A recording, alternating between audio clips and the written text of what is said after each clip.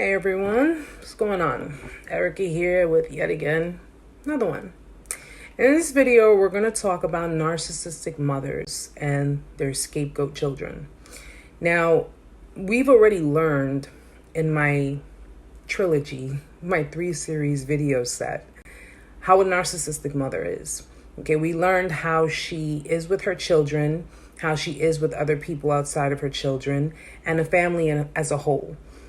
But in this video, I want to primarily focus on how she treats the scapegoat children and pretty much how it affects them in their youth up until their adult life. All right. Now, the scapegoat children are the ones who get the backlash. They're the ones who get the bad projections from the mother. They're the ones who, wherever the mother feels she's a failure or she lacks, they will primarily get the projection of where the mother is not satisfied with herself. Okay, that's the insecure side. That's the side that she just feels beneath herself. Therefore, she's going to project it onto her children. Now, we learn that the parents designate certain roles for their children.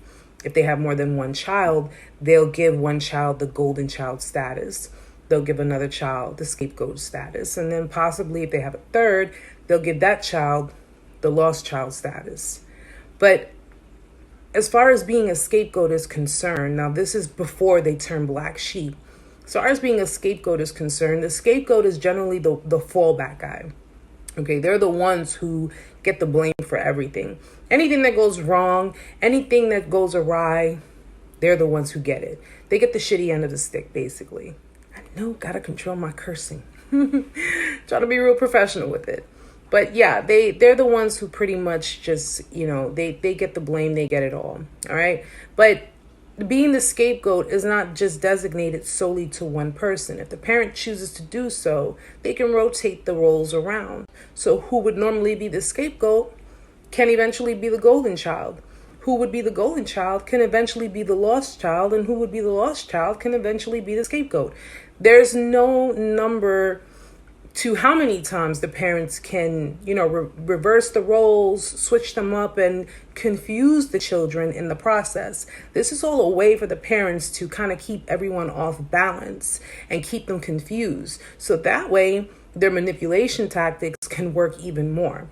But let's just get into it. We're going to talk about the scapegoat daughters and the scapegoat sons to narcissistic mothers. Now, bear in mind, if the narcissistic parent has only one child, okay, it's a lot greater, the chance is a lot greater that the child will be a scapegoat child. And the reason being is because the narcissistic parent that we've learned is that they don't emotionally bond, okay? They don't connect. They can't connect with other people. They don't connect with their children. All right. So the scapegoated only child will generally take the fall for everything that's going wrong in the mother's life. Okay. In some cases, the mother may feel that it's the child's fault that they did not achieve the accomplishments or the goals that they set out for themselves. So they may use terms such as, well, if I didn't have you, I would have finished, I would have been able to finish college. I would have been able to achieve all of my goals. I would have been able to do X, Y, and Z. Okay. Or they'll even use rude and snide remarks. They'll say things like, well, since I had you, I haven't even been able to lose the baby weight. This is all because of you. If I hadn't gotten pregnant, I wouldn't have gotten big. Stuff like that. Okay. They will consistently blame the child for what they believe are failures, what they believe was unattainable. Okay. Wherever they lacked, whatever they did not achieve, whatever they did not get in life, their misery is projected onto the child. But now keep in mind that an only child can be flipped back and forth. So it'll be kind of flippy floppy. The mother can easily love bomb the child, create them as the golden child. But if the child is not keeping up to the mother's standards, they will scapegoat the child and start putting all kinds of negative things on them. In the dynamics of where there's more than one child, then that's when the roles, plural, will be set. Okay? They're not permanent, but they're set. So if there's a dynamic of 2 children, you're going to have the scapegoat child, you're going to have the golden child. If there's a dynamic of 3 children, you'll have the scapegoat, the golden, and possibly the lost child. Okay? The roles are given from the parent. She will project onto her children what she feels about herself, or ideally what she feels about herself. So the golden child will get the treatment, the high ego boost, the love bombing, all of that stuff. They'll get the special treatments because the golden child is the one who is tending to the narcissistic mother's needs and wants. They're not complaining. They're not doing anything fighting against the mother. And naturally, the scapegoat child will get the negative projections on that scale. All right. They'll get blamed for everything. If the other parent decided to leave, let's say the father decided to leave, just up and go. Naturally, the narcissistic mother will blame the child. They'll blame the scapegoat child. Well, if you had been a better child, or if you had done this, or if you had done that, your dad wouldn't have left. Oh, it's your fault that he left because you're always creating problems. You're always doing this. You're always doing that. You're always what? Being a kid. Okay? Children are not meant to be perfect. They're not. But because the narcissistic mother projects her negative thoughts of herself onto the child, she's going to create the dynamics, and she's going to create the illusion to everybody else that she can manipulate that everything that goes wrong in her life is that child's fault. In a much larger family dynamic, the narcissistic mother, she will obviously assign the scapegoat child, whichever child that may be at the time that she has decided to do so. Okay. Now, let's say, for example, you're the scapegoat child and you decided to go against something that your mother said or did. You disagreed with her. Okay. And you said, no, I'm not backing down. This is how I feel. This is how it's going to be. Now, because you went against something that she wanted or she had done, whatever, everyone else who she's already manipulated, she will pin them against you. All right. So if you decided she's wrong, I'm not going to deal with you. I'm not going to talk to you. I'm not going to say anything to you. What she'll end up doing is she'll end up telling everyone else not only what's not true, all right, because she's going to make sure she gets to everyone before you do. All right. And she's going to tell them her side. All right. But chances are it's going to be completely fabricated because already she's manipulating everybody else. So now she's going to give the impression, though you said, I want nothing to do with you, your manipulation, your abuse, your lies. I want nothing to do with you. She's going to run back and tell everyone else, well, Tommy said he wants nothing to do with any of us. You see the difference there? There's a big difference there. You said to her, she's saying to everyone. And that's where, through her manipulation, she'll start creating the flying monkeys. And the flying monkeys are pretty much either the other siblings, family members, anyone she can get an ear from. Okay, anyone she can easily manipulate. Okay, she's basically exiled the scapegoat child, which is the one who sees through the nonsense, who sees through the BS and decided to take a stand for themselves. She'll exile them. And then she'll go to her flying monkeys and she'll basically fill up their head with all kinds of nonsense, lies, whatever.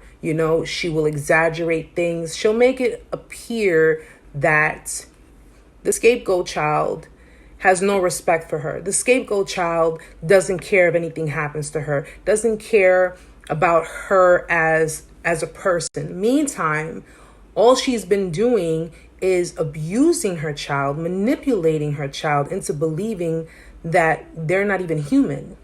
And in doing all this, she'll create triangulation. Triangulation is basically where she will go to another party and say something about the scapegoat child in hopes that that party that she spoke to will go back to that scapegoat child and tell them something. So she won't directly confront, she won't directly say anything to the child, but she'll maneuver around the child. She'll use other pawns in talking all kinds of nonsense and saying whatever it is she has to say in hopes that it'll get back to them. So that way they can react towards the news, confront her, and then she can make it seem like, you see what I'm saying? Look at how crazy this person is. Look at how they are. Look at how they're acting. They don't change. This is what it is. You see how they are with me? You see how that rolls? Narcissistic parents are good at what they do. When you are manipulating a child to believe all of the lies that you put in their head, not you personally, you know that, but I'm just saying in general. A narcissistic mother, when a narc mother does that to a child, yeah, a child will believe, okay, maybe it's my fault that mommy's life isn't going so well. Maybe it's my fault. Maybe if I was never born, mommy would be happy. Mommy would be okay. Maybe, and remember how we've discussed in other videos, or how I've discussed in other videos, that, narcissistic mothers will either abandon their children, or if they keep their children, they're basically keeping them around for their own use. They're keeping them around to tend to their needs. And if they have one child, then obviously that one child can play a number of roles, but chances are they're going to be the scapegoat child, because if the child decides to be a kid, and if mom says, oh, do A, B, and C, and you're like, no, like, that's not me. That's not who I am. That's the minute that you decide you have your own identity, you're going to be a scapegoat. The minute you decide, I'm not playing your game, you're going to be a scapegoat. That you decide, you know what you're doing is wrong. What you're doing is not healthy. What you're doing is, this ain't right. You're going to be a scapegoat. And a narcissistic mother will gaslight her children. She will make them feel like they're the ones who are going insane. Okay. And it's hard to come to terms with it, because who wants to think of their mother like this? Children are known to be very vulnerable. Okay. They trust their parents. So anything their parent tells them, they're going to believe it, because why would you lie to me? Why would you manipulate me? Why would you abuse me? Why would you do that? They are going to believe what the parent is saying. So if the parent is saying the sky is green, even though it's blue, they're going to create a big facade, and they're going to fabricate things to give the illusion to the child, the illusion that the sky is green. And the child's going to go with what the parent says. And it's, you create a bond. You feel like you created a bond with the parent. But if it's a narcissistic parent, they're going to give you the illusion that the bond is there. It's really not. It's all a facade.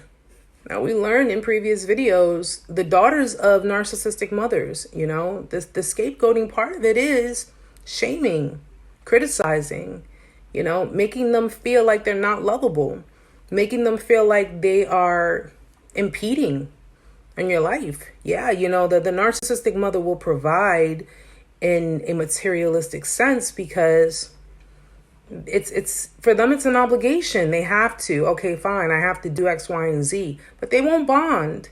They won't give that kind of emotional attachment. They'll give the facade.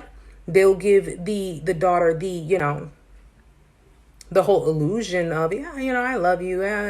That's because, the daughter did something for the narcissistic mother. Because once the daughter does things for her, that's when she earns her love. When it should be given freely. But if she doesn't do what the narc mother says, then she gets scapegoated. She gets blamed for everything that goes wrong in their lives.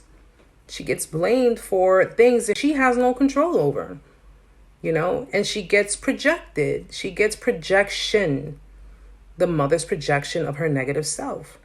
Because now that she's inflicted that narcissistic injury and that she told her mother no, now the mother gets to lash at her. The mother gets to criticize her. The mother gets to shame her. The mother gets to, say and do whatever because she's the mom. She's entitled to do that. Narcissistic mothers feel entitled. So disrespect, there is no exception to the rules. Okay? If a narcissistic woman will disrespect a man, okay, let me tell you something. There is no exception to the rules when it comes to her kids. It's just the way it is. And the sons of narcissistic mothers are no different. Okay? Chances are they're going to end up, when they grow older, they're going to end up attracting women that resemble their mother. Not on a physical level, but on a psychological level. Because they feel... First of all, the sons feel lack, okay?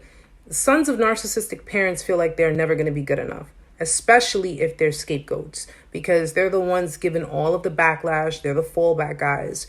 They're the ones who are blamed for everything. They grow up believing that. They grow up believing that I'm never going to be good enough. I'm always going to be criticized. I'm always going to be chastised. I'm always going to be reprimanded. I'm always going to be castrated, all right? A feeling of castration. I'm not a man. I don't know that feeling, but I'm pretty sure there's quite a few that do. And they'll just end up believing that, they don't deserve a good woman. They don't deserve to be in a healthy dynamic. They don't deserve to be in a healthy relationship because that's all they were taught. So they end up being with narcissistic women who resemble their mothers. You understand? Are we getting the links to it all? This is some deep stuff, guys. Listen, this is the huge difference between having a healthy relationship with someone and having an extremely toxic dynamic with someone. And the crazy part about it is that if you get involved with someone who suffers from narcissistic traits, not a full-blown narcissist, but even just the traits alone, that can leave some real serious trauma on someone who is a healthy person, who does have a healthy mindset. But guys, scapegoats, when they reach a certain point in their life, they reach a certain age, they start to gain more common sense. They start to gain clarity. They eventually turn black sheep. And a black sheep is pretty much the one who says, done. Okay? Done. This is what I explained in my other video. If you're in a toxic dynamic with your family, if you have it's just too much to deal with, do not be afraid nor be ashamed to remove yourself from that. All right. Your mental health comes first. Very, very, very important. All right. So guys, I hope this video was helpful. I hope I was able to break it down, in a more symptomatic way. Because everybody needs to learn about this. Everybody needs to learn about this stuff. Narcissism has been seen as being an epidemic. But here's the thing about it. Narcissism has always existed. It's just now survivors, people who are actually being courageous, are stepping up and opening up about it. They're creating awareness about it. And you'd be amazed at how many other people have faced this type of problem. A lot. All right. So guys, I do hope the video helped. I hope I answered the questions that were, that were asked in regards to the request for this video. And my next video that I will be working on will be in relation to PTSD, which is post-traumatic stress disorder. I know a lot of us are familiar with it. So guys, leave me feedback if you can. All right. I'll see you all soon. Namaste.